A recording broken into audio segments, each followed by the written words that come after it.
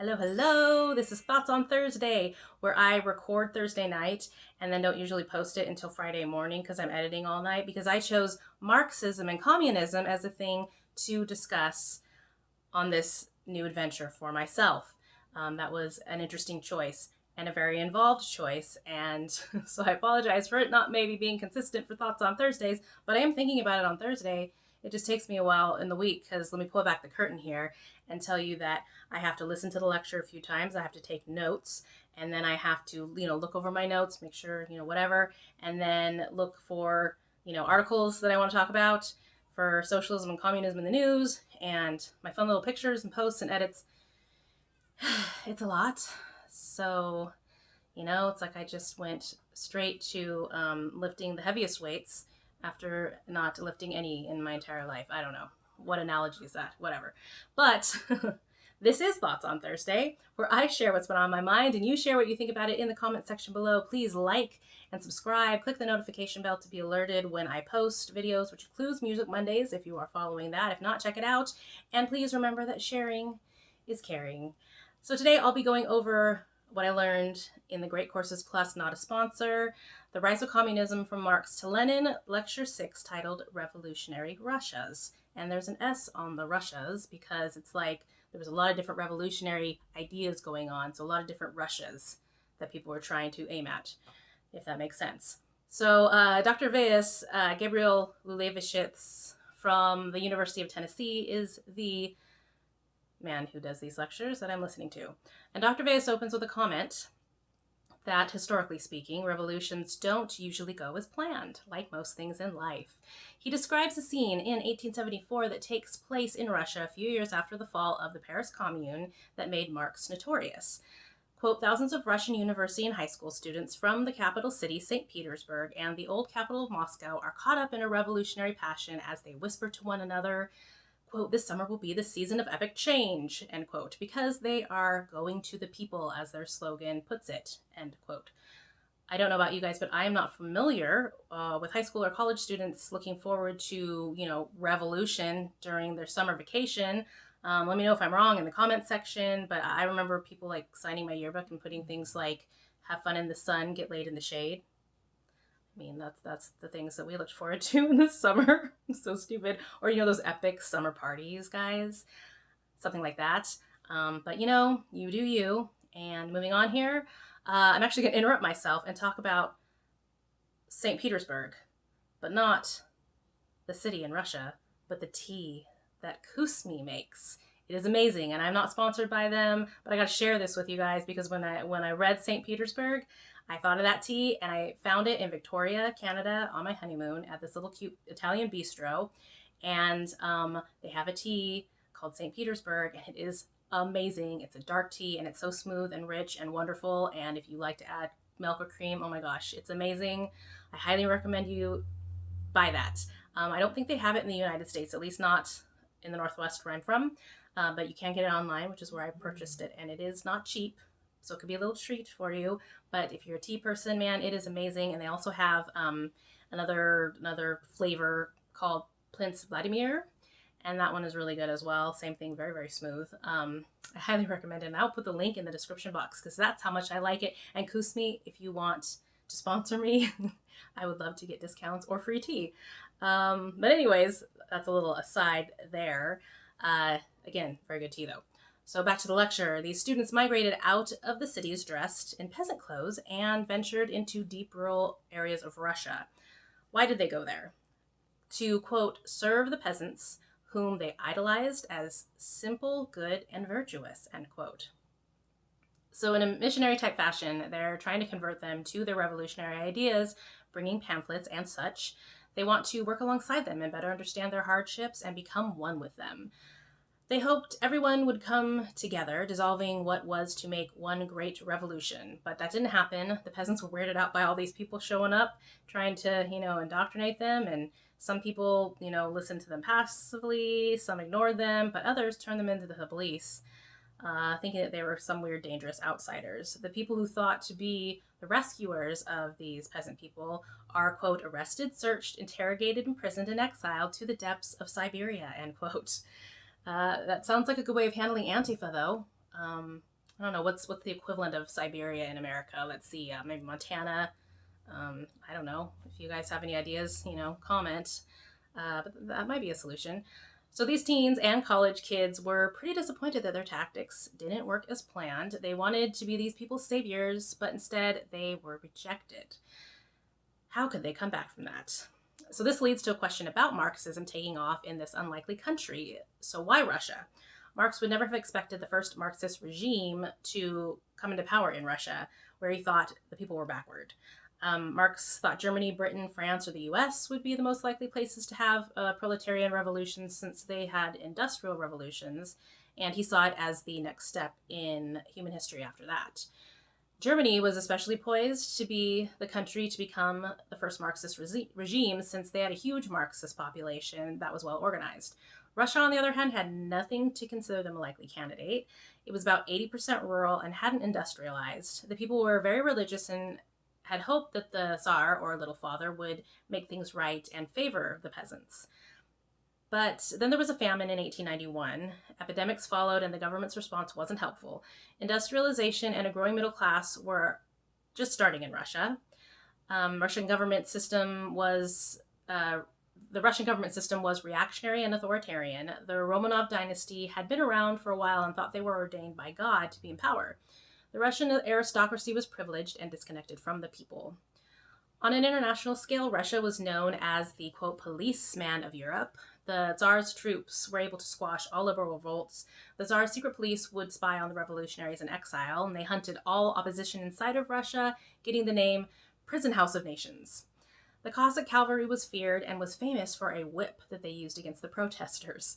The government was profiting off the status quo of their country and didn't want to see change. Quote, the government had a stake in the epidemic alcoholism among the poor because the state had a monopoly on vodka sales, end quote. Vodka was 40% of the state revenue, the largest source of the government's income. That's kind of fun. So Russia was impoverished, underdeveloped, and repressed. Quote, this was a combustible mix, end quote. At times, Russian government allowed and even encouraged discrimination and violence against the Jewish minority. Police let mobs brutalize them and destroy their property. This caused many Jews to migrate out of Russia. And this makes me think of one of my favorite movies, Fiddler on the Roof. Movies, musicals. I haven't seen it in the Broadway version, like in the theater, but I've seen the movie a tons of times. Check it out if you haven't. It'll kind of show you the scene of what this looked like in Russia. So things were dire in Russia, causing many who observed the state of things to want change. Those who, I skipped a paragraph. Let's go back. A sanction for those who opposed the Tsar was exile to Siberia, where criminals and political opponents had been sent as a punishment since the 1600s. Writer Fyodor Dostoevsky and later Joseph Stalin, Leon Trotsky, and Vladimir Lenin would all end up there. It became a rite of passage for those who were against the empire. So, fun little place to do that. So things were dire in Russia, causing many who observed the state of things to want change. Those who were moved by their emotions and feeling that something had to be done to change things formed a small group called intelligentsia. It was made up of educated people like doctors and engineers and lawyers. The group began growing as more people, including a lot of women, were enrolling in college. College, guys. College is where a lot of this stuff is bred, historically speaking. So take note of that. The intelligentsia's deep sense of duty often put them in a position of opposition to the autocratic regime, which happened during the famine of 1891. Quote, the radicalizing dynamic worked like this. Would-be reformers, frustrated at slow results and persecuted by the heavy-handed and uncompromising state, often turned into revolutionaries and terrorists, end quote. Dr. Veyes notes a key point that long before Lenin was there, quote, that there was an indigenous revolutionary tradition in Russia. Marx had an arch-nemesis, anarchist Mikhail Bakunin, who was an example of this history. He was noted as saying destruction was a creative act. Bakunin lived in exile by the 1850s, but was influential around the world and in Russia. In the 1860s, in Russia, students that were middle class and intellectuals were inspired by populism, or narodnichestvo, narod meaning people and nation. The, quote, the Narodniki align themselves with the people at large as they imagined them to be, end quote. They believed the Slavic peasants represented the ideal future society. They romanticized that the peasant communes had the elements for their desired utopia. There was another Russian revolutionary group called Nihilists, quote, who rejected all authority and tradition and claimed that they would live by science alone, end quote. They formed a type of student counterculture, and they practiced poor hygiene, dark and shabby clothes, and wore blue sunglasses, which, quote, which was somehow a symbol of a cold scientific outlook, end quote. That's interesting. So, like, you know how people say the rose-colored glasses, makes you see things rosy or more happy. So, blue glasses makes you see things more scientific. I would have liked to have known that in high school. That would have been helpful for me in my science classes, maybe. So, nihilists were inspired by a man named Nikolai Chernyshevsky, who, while imprisoned in the Peter and Paul Fortress, which is an odd name, wrote a novel, Stodelat, which means what is to be done. Apparently, this had been called the worst novel ever written, and the title kind of sucks. It was a book about young, devoted revolutionaries denouncing everything in their lives and becoming new men and women, quote, pure, ascetic, and heroic, end quote. This manifesto inspired a movement, but not the bowel type that you would think, because this was supposedly the worst novel ever written. No, this movement would breed people like this revolutionary guy that scared the crap out of other revolutionaries, but also inspired others. This guy was Sergei Nechayev. He was of serf origin, unlike other nihilists. His message was, quote, perfect hatred and revenge, end quote. Sounds like a good message. A message one should spread. No. In 1869, he wrote a manifesto called Catechism of a Revolutionary. This, quote, blended religious devotion with politics, end quote. Does that sound familiar? Anyone? No? Like politics kind of becoming a religion? No? Okay, maybe it's just me. Quote, in 26 Points of Faith, Nechayev outlined what it took to be a professional revolutionary, end quote. So here's the first point, quote, the revolutionary is a doomed man. He has no private interests, no affairs, sentiment, ties, property, or even a name of his own. His entire being is devoured by one purpose, the thought, one passion, the revolution. Heart and soul, not merely by word, but by deed, he has severed every link with the social order and with the entire civilized world, with the laws, good manners, inventions, and morality of that world. He is its merciless enemy and continues to inhabit it with only one purpose, to destroy it.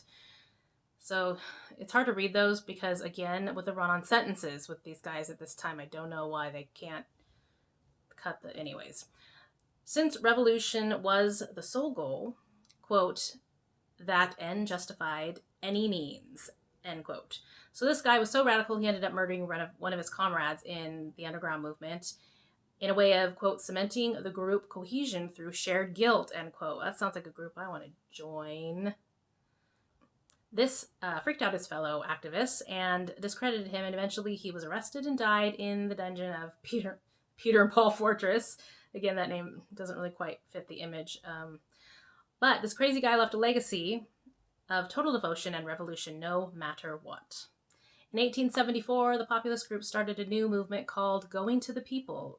These names. Anyways, where they went to the peasants to preach their politics, to prepare for a social revolt, as in the scene that started this lecture. As discussed earlier, they weren't welcomed by the peasants, who didn't really get them. After this failure, the populist movement split into different fractions of those that believed in this weird peasant mysticism and the others that wanted action now. The Tsar's police tried infiltrating all these groups. In 1879, students and revolutionaries formed a terrorist group called the People's Will. Not very threatening, but okay. In 1881, they assassinated Tsar Alexander II by exploding a bomb near him. It tore his leg off and he bled to death in front of his grandson, Nicholas II, the next Nicholas II, who would be the last Tsar. The Russian revolutionary movement grew and split into different orientations. The populist and nihilist types came to be known as socialist revolutionaries, or SRs.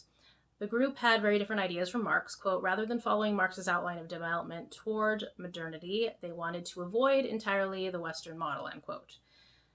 They wanted a peasant utopia, and every time I hear that, I just think of this. Right? Because, being a peasant doesn't sound like a utopia to me. So anyway, they were against industrialization and preferred anarchist tactics. But have no fear. By the 1880s, Marxism took hold in Russia as a, quote, very different revolutionary faith, end quote. Although it was not developed in Russia, Marxism was thought as prestigious as it was a Western ideology and had the status of science. It was new and exciting in Russia. Marxism seemed to guarantee success, unlike the failed going to the people movement. Again, that's very strange, discussed earlier. The guy who was mostly responsible for bringing Marxism to Russia was Georgy, what's pronounced that? Georgy. It looks like Georgy, but in Russian, I think it's Georgy Plekhanov.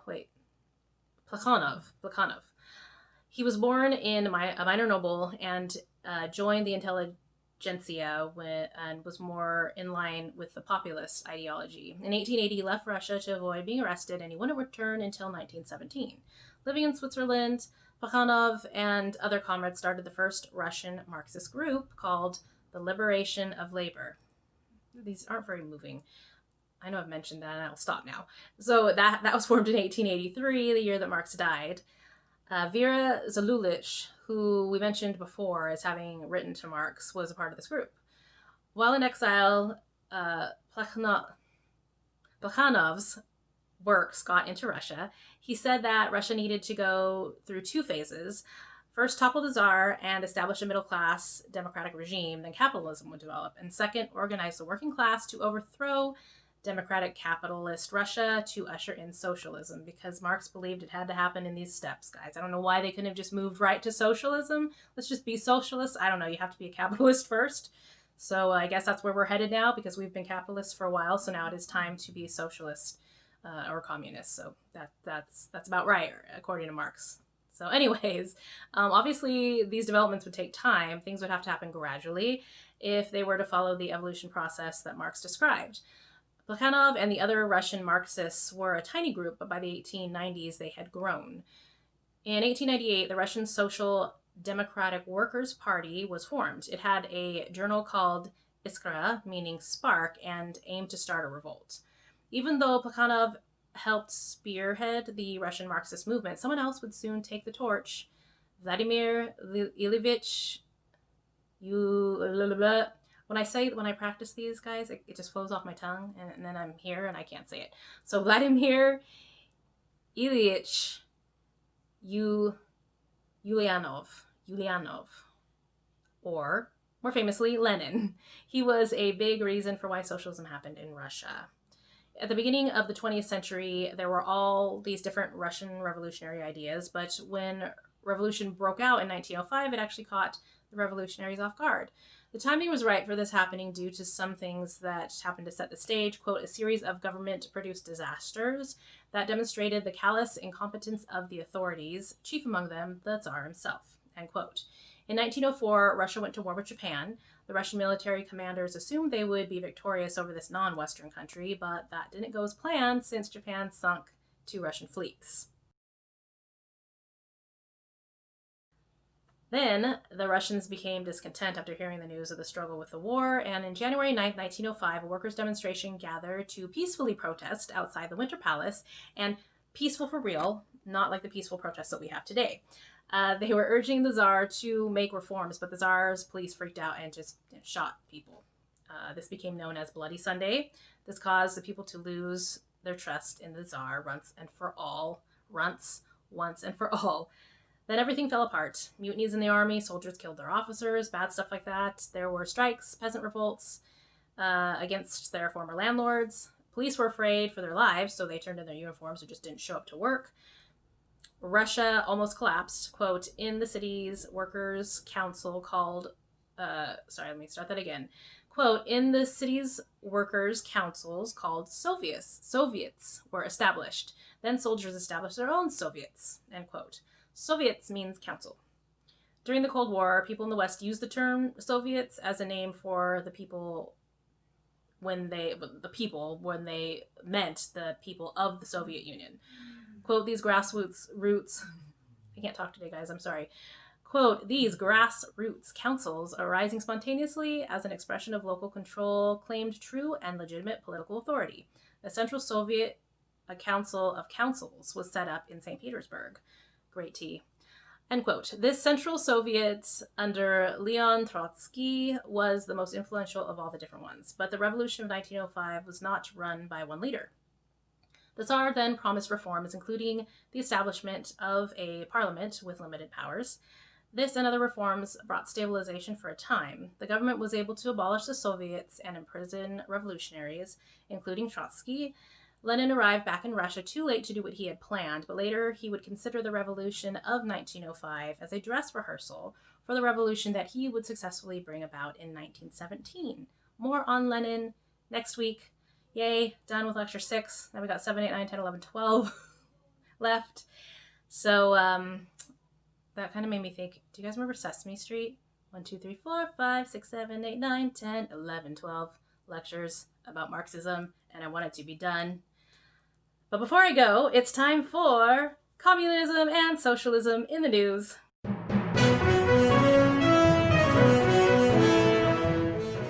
So real quick, though, since we're talking about Russia today, one of my dear friends who is of Eastern European descent and lived there, and her family lived there. Actually, she was born in Italy. But she sent me a link to this sermon that happened at a Calvary Chapel church, and they had a guy kind of giving his testimony, and he is a Russian man. I'm sorry, I realized I was going to put his name down, and Joseph, I think his name is Joseph. I can't remember his last name, but it will be linked in the description box so you can check it out if you want. But he speaks at this church talking about his experience. He was a pastor in Russia, and he was arrested by the KBG, and all the horrific things that he went through in one of the concentration camp type things.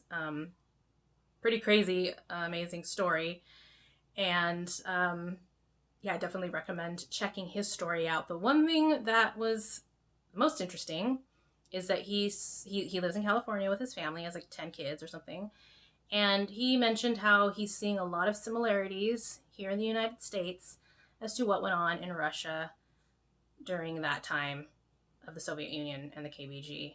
And my friend was very emotionally moved during this, listening to this guy, because her family escaped Russia to come here for the freedoms that this country offers, and to see things kind of unraveling the way that they are, especially triggering a lot of these people that come from socialist and communist nations, and seeing some of the similarities developing is very upsetting to a lot of these people, and they don't understand why people would want to go down that path, because it happened so horribly for them. So it's very powerful to kind of hear people say that, and then to see this man speak and hear what he went through and his fears of what's happening to our country now. So again, in the description box if you want to check that out. Now for the news portion of today, you guys, I have a little treat for you. No, it's really not a treat, and that just made me sick to think about. It's a little funny. It's a little funny news article, nothing too heavy, serious. It's kind of a heavy, serious topic because homelessness problems are huge in the United States, and, you know, not to be taken lightly. I respect the situation, and I feel for these people, but this is hilarious because San Francisco is full of crap. Remember how earlier I mentioned bowel movements and crap? Like, this is a theme here now, right? So I've heard several times on some of the people that I listen to on YouTube that discuss politics and news and things like that mention how San Francisco is full of crap, literally. So there's a map actually that has little points, crap points, so that you can see where all the human feces is, that if you want to avoid it. I will show you a map that they have, an interactive map for those who want to maybe avoid the human feces for the day, other than maybe their own in the toilet where it's supposed to be, not on the street as you're trying to enjoy your life. outside. You're at restaurants and someone's taking a crap. I mean, there's just all kinds of stuff. It's funny and not funny at the same time. But let me show you the map. Now, when you look at that map, it is like the entirety of San Francisco is full of crap. That's a little bit of the zoomed out version. If you zoom in, you can pinpoint, but that's a lot of crap, guys. I am so immature. I'm really like a 14-year-old boy in my head, so this stuff, like, it's hilarious to me, but it's not funny either. It's also very serious as I'm laughing and saying that. So there's an article from SF Gate that I found where there's actually an app called SnapCrap app. Okay, so the SnapCrap app invites San Francisco residents to report poop on city streets. That is the title of this article from SF Gate, written by Amy Graff. This actually was published a few years ago in October 2018.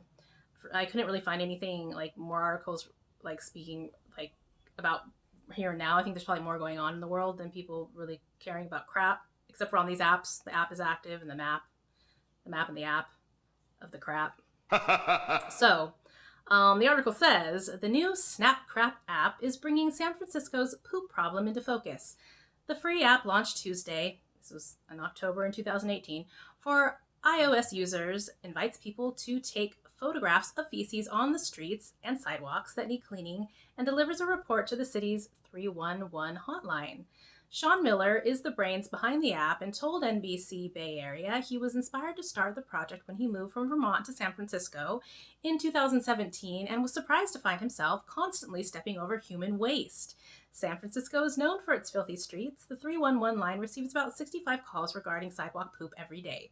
To address the issue, the Department of Public Works announced in April it hired 5 staffers to join a poop patrol to steam clean sidewalks and clean up feces. God bless these people for doing this work, but for the love of all that's holy in life, guys, a poop patrol and a SnapCrap app. I think let's work on. These are great. It's great that these people are trying to be proactive, right? But maybe we work on the problem at hand here. I guess also they started installing just porta potties everywhere or something, so that these homeless people can use the bathroom. And there was like a protest picture that I saw of an article that had people holding signs saying like everybody deserves a bathroom, a place to go to the bathroom or something. Yeah, why don't we look at the problem of why there's so many people on the streets just going to the bathroom and making the whole city turn into crap and smell disgusting. There were some other articles I read. It smells like crap and pee all the time. Yeah, I think, and there's needles all over the street. It's yeah, some of the pictures, man. Yeah, so SnapCrap app, you want to check that out. And the Poop Patrol, I hope that they are being vigilant to the world with their little pooper scoopers and steaming, cleaning. Anyways, wow. I don't know. I don't even know what to say anymore. There's just a lot of things going on, a lot of things in the world. And yeah, crap apparently isn't one of the main things the media wants to talk about these days, so there was no real recent articles about it, but I have heard some people that live in California and stuff talk about this, so I wanted to look it up for myself. And lo and behold, this is what happens in states like California, or California, as Jericho Green likes to call them, the state. Jericho Green. I should put a link in the description box. I'll try to remember that, because he is hilarious, guys. You really got to follow Jericho Green. He's great. He makes me chuckle every day. Anyways, that's all I got for today. So next week we'll be back with Lennon, and that's all I got to say, really. I just keep thinking about the SnapCrap app. The Poop Patrol. Yeah, wow. I hope you guys have a great rest of your week, and remember, these thoughts are my own. We may not agree, but I still love you.